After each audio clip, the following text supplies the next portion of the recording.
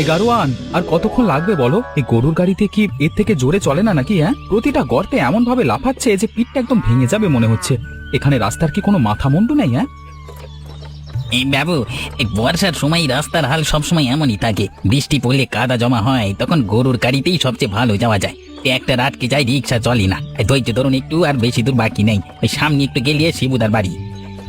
ধৈর্য, আমার বউ জোর করে না পাঠালে এই গ্রামে আমি জীবনেও আসতাম না। কাদা বৃষ্টি, এই রাস্তায় গরম, বাবরে মানুষ কি করে সহ্য করে এই জীবন?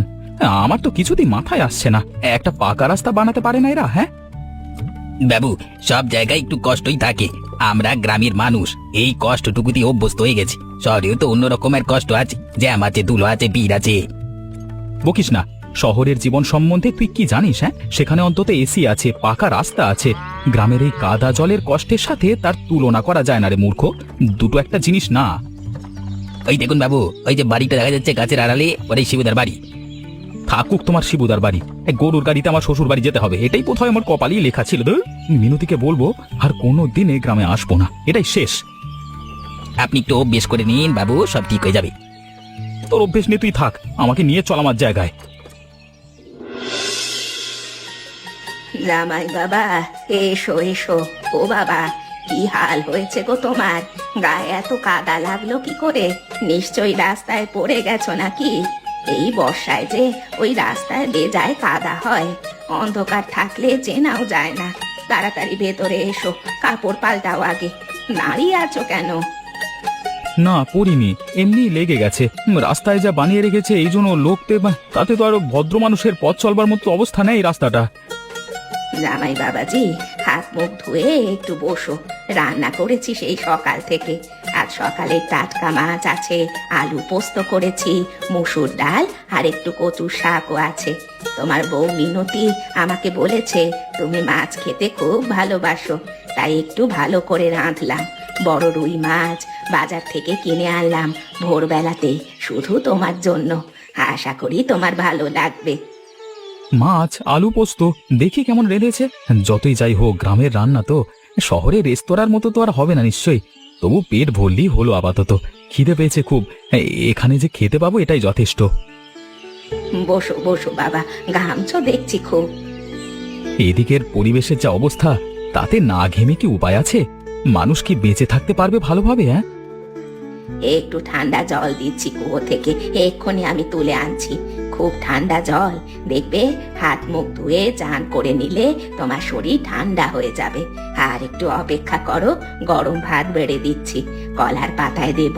গরম ভাত কলার পাতায় খেলে একটা আলাদাই সুন্দর স্বাদ লাগে, শহরে এটা পাবে না। কিন্তু এই পাশের বাড়িটা কার? এত বড় দোতলা পাকা বাড়ি, এ অজ পাড়াগাঁয়ের মধ্যে কে বানিয়েছে? এই গরিব ঘরের পাশে কিভাবে এমন অদ্ভুত সুন্দর বড় বাড়ি এলো? কে থাকে ওখানে? ওটা ওটা পাশের বাড়ি, রমেশদের বাড়ি, ওরা থাকে ওখানে। এখানে এই ছোট ঘরে না থেকে ও বাড়িতে থাকতে গেলে একটু আরাম হতো। যাই হোক, পরে দেখা যাবে, কি আর করা যাবে। কে? কাকে খুঁজছেন? এই বাড়িতে কোনো কাজ আছে?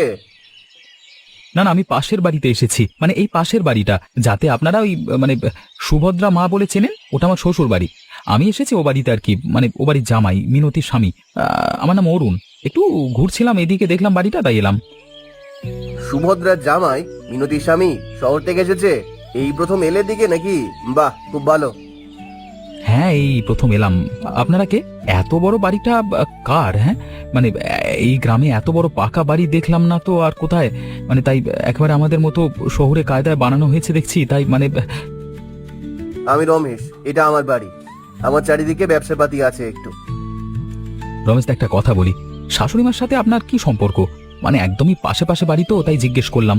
গ্রামে আত্মীয় স্বজন থাকে পাশে পাশে, কিন্তু এত গরিব বাড়ির পাশে এত বড় লোক আত্মীয় আমি কোনোদিন দেখিনি। সম্পর্ক তেমন কিছু না, এমনি প্রতিবেশী। আর শুধু পাশের বাড়িতে থাকি আমরা পরস্পরে। চলো না, ভেতরে এসো, একটু বসে চা খাও। বাইরে দাঁড়িয়ে আছো কেন? আসলে আমি গ্রামের বাড়িতে অভ্যস্ত নই তো, এ বাড়িটা আমার খুব ভালো লেগেছে, তাই এখানে একটু বেশি সময় কাটানোর ইচ্ছে আমারও হচ্ছে। জামাই বাবু, ওই পাশের বাড়িতে থেকে কি আরাম পাচ্ছ তুমি?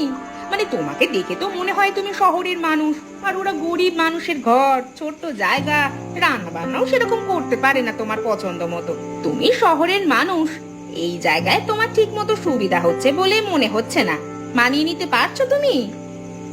আসলে তেমন সুবিধা তো হচ্ছেই না, বরং ভীষণ অসুবিধে হচ্ছে। ঘরটাও ছোট, শোয়ারও জায়গা নেই, এমন ছোট যে ভয়ানক অসুবিধে হচ্ছে, গরমও লাগছে খুব। সেটাই তো বলছি, তুমি চাইলে এখানে এসে থাকো না আমাদের বাড়িতে। জায়গা আছে, ভালো খাওয়া দাওয়া হবে, কোনো অসুবিধা হবে না তোমার। শোবার ঘরও আছে, পাখাও আছে। সুভদ্রা কাকিমা তোমাকে কি সেই সুখ আদর যত্ন দিতে পারবে? কিন্তু আমার বউ তো ও বাড়িতে আছে, মিনতি আছে ওখানে, আর আমি এখানে এসে কি করে থাকবো? সে তো আছেই ওখানে, তাতে কি হয়েছে? তুমি এখানে থাকো আর ও ওখানে থাকো, সমস্যা কোথায়? দুই জায়গাতে দুজনে থাকবে। এত ভাবছো কেন? এত ভাবলে কি কোনো সমস্যার সমাধান হয়? সত্যি বলতে একটা জিনিস আমাকে অবাক করছে, মানে শাশুড়ি মায়ের একদম পাশে এত বড় বাড়ি, কিন্তু রমেশদার সাথে ওনার কি আসল সম্পর্ক সেটাই বুঝতে পারছি না। পাশে থাকলে উনি কি একটু খোঁজ রাখেন না? এটা বুঝতে পারছি না ঠিক। সম্পর্ক না, মানে কোনো বিশেষ সম্পর্ক নেই, ওই শুধু প্রতিবেশী আর কি, যাকে বলে পাড়ার মানুষ। এত কিছু ভেবো না তো, তুমি এখানেই এসে থাকো। নিশ্চয়ই আমার থেকে কিছু একটা লুকানো হচ্ছে, এদের চেহারা দেখি টের পাচ্ছি। যে করি হোক, সত্যটা জানতেই হবে আমাকে।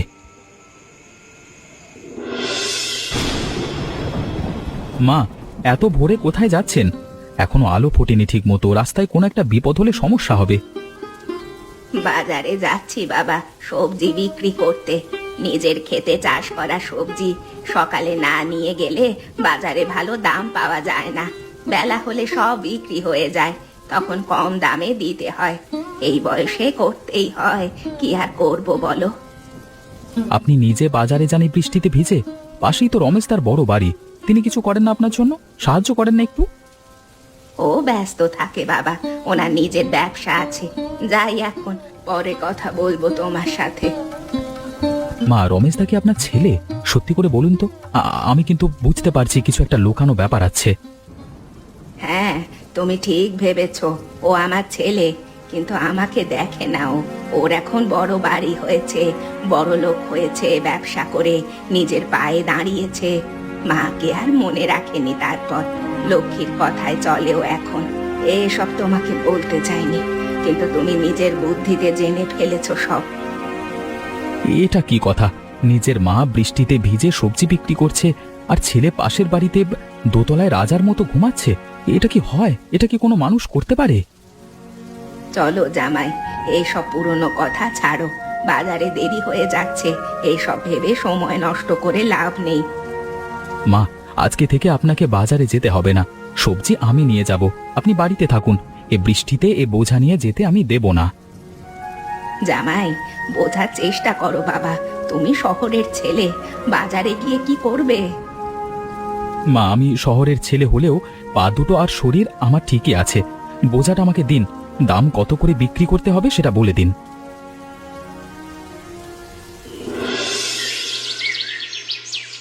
শুনেছো, ওই জামাই নাকি বলে দিয়েছে তোমার মাকে আর বাজারে যেতে হবে না, ও নাকি নিজেই সব করবে।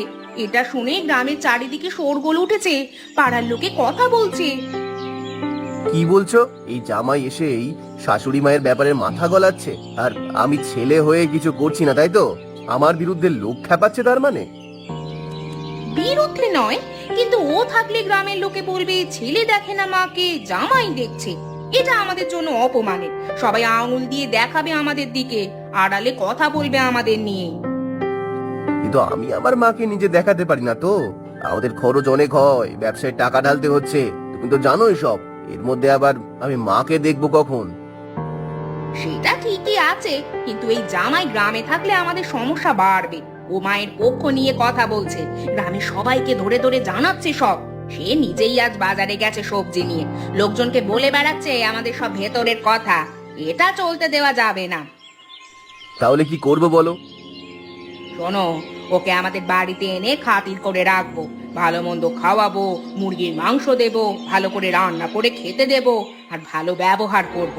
ও যদি আমাদের পক্ষে থাকে, তাহলে মায়ের সাথে ও সম্পর্ক নষ্ট হয়ে যাবে, ধীরে ধীরে মায়ের থেকে দূরে সরে যাবে, আর আমাদের কোনো সমস্যা হবে না। ঠিক আছে, তুমি যা বললে তাই হবে। জামাই বাবু, আজ বিশেষ করে মুরগির মাংস রান্না করেছি তোমার জন্য। খাও খাও, আরাম করে খাও। ওই পাশের বাড়িতে কি পাও বলো তো তুমি? সবজি, ডাল আর কখনো মাছ আসে, তাও কম দামে। তুমি শহরের মানুষ, ভালো খাবার না পেলে শরীর খারাপ হয়ে যাবে যে। এখানেই খাও রোজ এখন থেকে। হ্যাঁ, মাংস ভালোই রান্না হয়েছে, কিন্তু বৌদি একটা কথা জিজ্ঞেস করব। রমেশদা কত বছর ধরে শাশুড়ি মাকে দেখছেন না? আমাকে বলো সত্যি করে। সেটা ওদের পারিবারিক ব্যাপার, ওসব নিয়ে কথা না বলাই ভালো জামাই বাবু। এসব ছেড়ে তুমি মাংস খাও, ঠান্ডা হয়ে যাবে। পারিবারিক ব্যাপার বলছো? একজন মা সেই ভোর থেকে উঠে বৃষ্টিতে ভিজে মাথায় বোঝা নিয়ে বাজারে যাচ্ছে, আর পাশের বাড়ি থেকে ছেলে মুরগির মাংস দিয়ে ভাত খাচ্ছে। এটা এটা পারিবারিক ব্যাপার? তোমাদের তো মানুষ হিসেবে লজ্জা হওয়া উচিত। জামাই বাবু, আমরা তোমাকে ভালো খাওয়াচ্ছি, ভালো ব্যবহার করছি। ওই বাড়ির কথা নিয়ে এত মাথা ঘামিও না তো। ওগুলো নিয়ে না ভাবলেই ভালো। তার থেকে ভালো তুমি বরং বিশ্রাম নাও, আমাদের সাথে মিলেমিশে থাকো। আমাকে মাংস খাইয়ে ঘুষ দিতে চাইছো? শাশুড়ি মায়ের সাথে আমার সম্পর্ক নষ্ট করতে আর মিনতির থেকে আমাকে দূরে সরিয়ে রাখতে চাইছো তোমরা? এটা কিন্তু হবে না। কি ব্যাপার, বাজার থেকে মাংস কিনে এনেছো? এত টাকা কেন খরচ করলে? পাশের বাড়িতে তো রোজ মাংস খাচ্ছিলে, সেখানে খেলেই তো হতো। মিনতি, ওদের বাড়িতে আমি আর যাব না। বুঝতে পেরেছি ওরা আমাকে তোমার মায়ের থেকে দূরে রাখতে চাইছে, ভালো খাওয়া দাওয়া দিয়ে আমাকে তাদের দিকে টানতে চাইছে, কিন্তু আমি সেটা বুঝে গেছি। বৌদির মুখ দেখেই টের পেয়েছি সব। সত্যি বলছো? কিন্তু তুমি তো গতকাল পর্যন্ত সবকিছু নিয়ে অভিযোগ করছিলে। গ্রাম ভালো না, রাস্তা ভালো না, এই ঘর ছোট, গরুর গাড়িতে পিঠ ব্যথা হয়ে যাচ্ছে। এখন হঠাৎ এই কথা কেন? মিনতি, আমি সত্যি ভুলছিলাম অনেক বিষয়ে। তোমার মা ভোরবেলায় উঠে বৃষ্টিতে ভিজে মাথায় সবজির বোঝা নিয়ে বাজারে যান, সেটা দেখে আমার মন ভেঙে গেছে। এত কষ্ট করেন উনি, আর রমেশদা পাশেই আছে, কিন্তু নিজের ছেলে হয়ে কিছুই করছে না, দেখছেও না। এটা দেখে আমার রাগ হলো। তুমি দেখেছো মাকে বাজারে যেতে? আমি প্রতিদিন দেখি, খুব কষ্ট হয়, কিন্তু কি করব বলো। আর হবে না মিনতি, আজকে থেকে আমরা তিনজন একসাথে বসে খাবো, একসাথে সংসারের সব দায়িত্ব নেব। তুমি রান্না করো, ভালো করে মাংস রাঁধো। তোমার মাকে একটু ভালো খাওয়াতে চাই, ওনার জন্য আজকে বাজার থেকে কিনে এনেছি আমি। তুমি সত্যিই বদলে গেছো, আমি বিশ্বাসই করতে পারছি না। গ্রামে না আসলে বুঝতামই না। মানুষকে দেখলে অনেক কিছু বোঝা যায়, যেটা বই পড়ে শহরে বসে থেকে বোঝা যায় না। তাড়াতাড়ি করো তুমি, ওই শয়তান জামাই এতক্ষণে ঘুমিয়ে পড়েছে। এই সবজিগুলো যদি নষ্ট করে দিতে পারি, তাহলে তোমার মায়ের রোজগার একেবারে বন্ধ হয়ে যাবে। জামাই যখন দেখবে এখানে আর কিছু নেই, তখন এমনিতেই চলে যাবে শহরে। আর শহরে চলে গেলে আমাদের আর কোনো ঝামেলা থাকবে না। কিন্তু লক্ষ্মী, এটা কি ঠিক হচ্ছে? মায়ের কষ্ট করে চাষ করা সবজি নষ্ট করছি আমরা, নিজের মায়ের ক্ষেত, এটা করা ঠিক নয়। কোথাও একটা বাঁচছে আমার। চুপ করো, চুপ করো, বেশি ভাবতে যেও না। এই জামাই থাকলে গ্রামের লোকেরা আঙুল দিয়ে আমাদের দেখাবে আর বলবে ছেলে মাকে দেখে না, কিন্তু জামাই দেখে। আমাদের বদনাম বাড়বে গ্রামে, মান থাকবে না আমাদের। কে কে ওখানে? বেরিয়ে এসো, বেরিয়ে এসো বলছি। অরুণ, তুমি? হ্যাঁ আমি। কি করছো তোমরা এই রাতে এখানে? হ্যাঁ, শাশুড়ি মায়ের সবজি নষ্ট করতে এসেছিলে? নিজের মায়ের খেতে রাতের অন্ধকারে চুরি করতে এসেছো? লজ্জা করে না তোমাদের? না না, আমরা তো শুধু এমনি এসেছিলাম। মিথ্যে বলো না, আমি সব দেখেছি, সব শুনেছি। ওপাশ থেকে সব কথা কানে এসেছে আমার। ঘুম আসছিল না, তাই বাইরে বেরিয়ে এসেছিলাম, আর তোমাদের দেখলাম। প্রথম থেকে তোমরা যা যা বলেছিলে। রমেশদা, তুমি নিজের মায়ের সবজি ক্ষেত নষ্ট করতে এসেছিলে রাতের অন্ধকারে? এই তোমার মায়ের প্রতি ভালোবাসা? তোমার কি মনে নেই তোমার মা তোমাকে কত কষ্ট করে মানুষ করেছে, ছোটবেলায় কত আদর করেছে, একা হাতে মানুষ করেছে? আমি আমি আমি আমি ভুল করেছি, জানি এটা ঠিক নয়, এটা ঠিক হয়নি। হ্যাঁ, আমি জানি। ভুল করেছো? এটা শুধু ভুল না রমেশদা, এটা পাপ, মহাপাপ। নিজের মায়ের বিরুদ্ধে এভাবে কাজ করছো। সারা দিন মা বৃষ্টিতে ভিজে এই সবজি চাষ করেন, বাজারে নিয়ে যান, সেটা তোমরা রাতে এসে নষ্ট করতে চাইছো। এই কাজ করতে লজ্জা করলো না? জামাই বাবু, আমরা ক্ষমা চাইছি, ভুল হয়ে গেছে, আমাদের ক্ষমা করে দিন। আমার কাছে ক্ষমা চাওয়ার দরকার নেই। আমি তোমাদের কেউ না, দরকার হলে তোমাদের মায়ের কাছে চাও, ওনার কাছে হাত জোর করে ক্ষমা চাও। আর এখন দয়া করে বাড়ি যাও, আর কোনো দিন এই ক্ষেতের দিকে আসবে না, বুঝলে? রমেশদা, তোমার বউ যা বলে তাই করলে হয় না। পুরুষ মানুষের মাথাটা নিজে একটু খাটিয়ে কাজ করতে হয়। আমরা যাচ্ছি, আর আসবো না কোনো দিন এমন কাজ করতে। তোমার কথা ঠিক, আমি মনে রাখবো তোমার কথা।